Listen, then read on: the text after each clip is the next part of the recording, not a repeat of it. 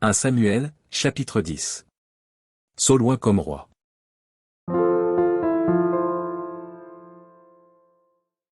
Samuel prit une fiole d'huile, qu'il répandit sur la tête de Saul. Il le baisa, et dit, L'Éternel ne t'a-t-il pas oint pour que tu sois le chef de son héritage?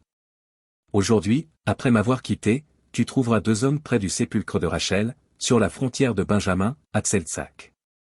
Ils te diront, les ânesses que tu es allé chercher sont retrouvées, et voici, ton père ne pense plus aux ânesses, mais il est en peine de vous, et dit, que dois-je faire au sujet de mon fils? De là tu iras plus loin, et tu arriveras au chêne de Tabor, où tu seras rencontré par 3 hommes montant vers Dieu à Béthel, et portant l'un 3 chevreaux, l'autre 3 gâteaux de pain, et l'autre une outre de vin. Ils te demanderont comment tu te portes, et ils te donneront 2 pains, que tu recevras de leurs mains. Après cela, tu arriveras à Gibéa Elohim, où se trouve une garnison de Philistins. En entrant dans la ville, tu rencontreras une troupe de prophètes descendant du haut lieu, précédés du luth, du tambourin, de la flûte et de la harpe, et prophétisant eux-mêmes. L'Esprit de l'Éternel te saisira, tu prophétiseras avec eux, et tu seras changé en un autre homme. Lorsque ces signes auront eu pour toi leur accomplissement, fais ce que tu trouveras à faire, car Dieu est avec toi. Puis tu descendras avant moi à Gilgal, et voici, je descendrai vers toi, pour offrir des holocaustes et des sacrifices d'action de grâce. Tu attendras 7 jours, jusqu'à ce que j'arrive auprès de toi et que je te dise ce que tu dois faire. Dès que Saul eut tourné le dos pour se séparer de Samuel, Dieu lui donna un autre cœur, et tous ces signes s'accomplirent le même jour. Lorsqu'ils arrivèrent à Gibéa, voici, une troupe de prophètes vint à sa rencontre. L'Esprit de Dieu le saisit, et il prophétisa au milieu d'eux.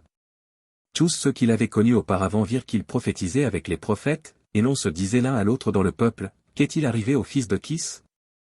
Saul est-il aussi parmi les prophètes? Quelqu'un de Gibéa répondit, et qui est leur père? De là le proverbe, Saul est-il aussi parmi les prophètes? Lorsqu'il eut fini de prophétiser, il se rendit au haut lieu. L'oncle de Saul dit à Saul et à son serviteur, où est-ce que vous allez? Saul répondit, cherchez les ânesses, mais nous ne les avons pas aperçues, et nous sommes allés vers Samuel. L'oncle de Saul reprit, raconte-moi donc ce que vous a dit Samuel. Et Saul répondit à son oncle, il nous a assuré que les ânesses étaient retrouvées. Et il ne lui dit rien de la royauté dont avait parlé Samuel. Samuel convoqua le peuple devant l'Éternel à Mitzpa. Et il dit aux enfants d'Israël, ainsi parle l'Éternel, le Dieu d'Israël, j'ai fait monter d'Égypte Israël, et je vous ai délivré de la main des Égyptiens et de la main de tous les royaumes qui vous opprimaient. Et aujourd'hui, vous rejetez votre Dieu, qui vous a délivré de tous vos maux et de toutes vos souffrances, et vous lui dites, établis un roi sur nous. Présentez-vous maintenant devant l'Éternel, selon vos tribus et selon vos milliers. Samuel fit approcher toutes les tribus d'Israël, et la tribu de Benjamin fut désignée. Il fit approcher la tribu de Benjamin par famille, et la famille de Matri fut désignée. Puis Saul, fils de Kis, fut désigné. On le chercha, mais on ne le trouva point. On consulta de nouveau l'Éternel, y a-t-il encore un homme qui soit venu ici? Et l'Éternel dit, voici, il est caché vers les bagages. On courut le tirer de là, et il se présenta au milieu du peuple. Il les dépassait tous de la tête. Samuel dit à tout le peuple, voyez-vous celui que l'Éternel a choisi? Il n'y a personne dans tout le peuple qui soit semblable à lui. Et tout le peuple poussa les cris de « Vive le roi !»